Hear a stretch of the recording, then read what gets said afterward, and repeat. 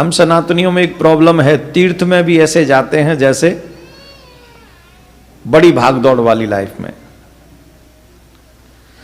तीर्थ में जाने के भी कुछ फल हैं, कर्म हैं जो प्रत्येक तीर्थ यात्री को करना चाहिए। तीर्थ में जाने के 2-3 कार्य तो बहुत जरूरी हैं।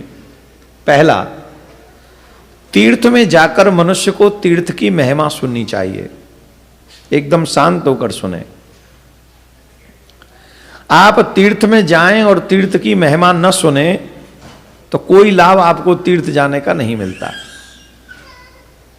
मोस्टली ऐसा ही होता है, गए, दर्शन किया और भाग आए। ऐसा नहीं होना चाहिए। अगर उस तीर्थ में कोई सरोवर है, कोई धार्मिक नदी है, तो उसमें स्नान करना चाहिए। वहां किसी पंडा जी से, किसी पुजारी जी से, किसी ब्राह्मण से, अथवा आपके गुरुजी रहते हो तो उनसे उस तीर्थ का महत्व अवश्य सुनना चाहिए कि इसका महात्म क्या है।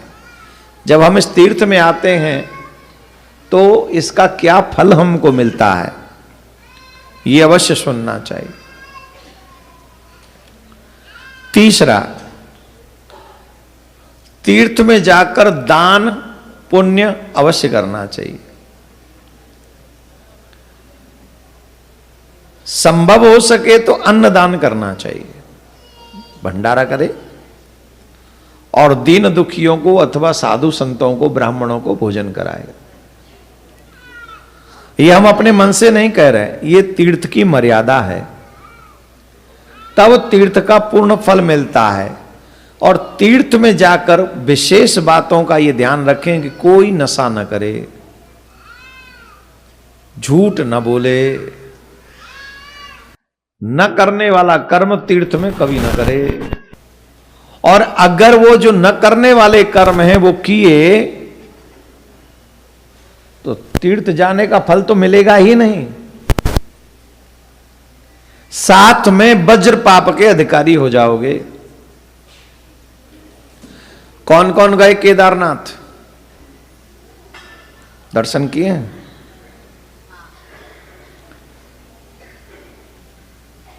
तीर्थ में जाकर, केदारनाथ में जाकर अभी 2-3 बार बादल फट गया वहां केदारनाथ में।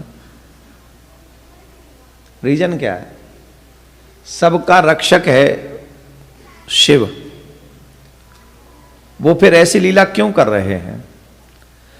उसके पीछे एक बहुत महत्वपूर्ण कारण है जो आज के यात्री समझ नहीं रहे। जैसे नहीं जाना चाहिए वैसे जा रहे हैं और जो नहीं करना चाहिए वही कर रहे हैं। अब वीडियो बनाने जाओगे केदारनाथ, रील बनाने जाओगे केदारनाथ, क्या केदारनाथ कोई तुम्हें फेमस करने के लिए बैठे हैं? वहां स्वयं केदारनाथ, जहां पर नर नारायण की सेवा स्वीकार कर रहे हैं, स्वयं नर नारायण भगवान वहां उनकी पूजा कर रहे हैं,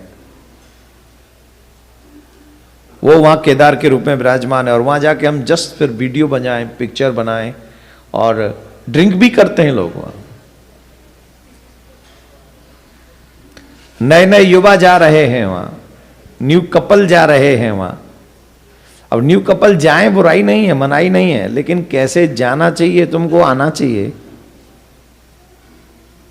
मर्यादा का पालन करना है, बहुत सारी चीजों का ध्यान रखना है, ये कभी आपको नहीं भूलना चाहिए। जब आप देखो, आप लोग मॉल में जाते हैं, कहीं जगह पे जाते हैं, तो वो लिखा रहता है ना, आप कैमरे की निगरानी में हैं। इंग्लिश में क्या वो लिखा रहता है उसके लिए? यू आर अंडर, हाँ, तो you are under in surveillance, जो भी कहते हो, है ना। तो वहाँ कितना केयरफुल हो जाते हैं और एक्स्ट्रा केयरफुल हो जाते हैं। अरे नहीं नहीं, कैमरे के अंदर हम लोग, कैमरा देख रहा है हमको। तो जब हम किसी कैमरे वाली जगह पे सावधान हो जाते हैं तो ठाकुर जी की आंखों का कैमरा तो 24 घंटा तुम पे लगा हुआ है, सावधान नहीं होते तुम लोग?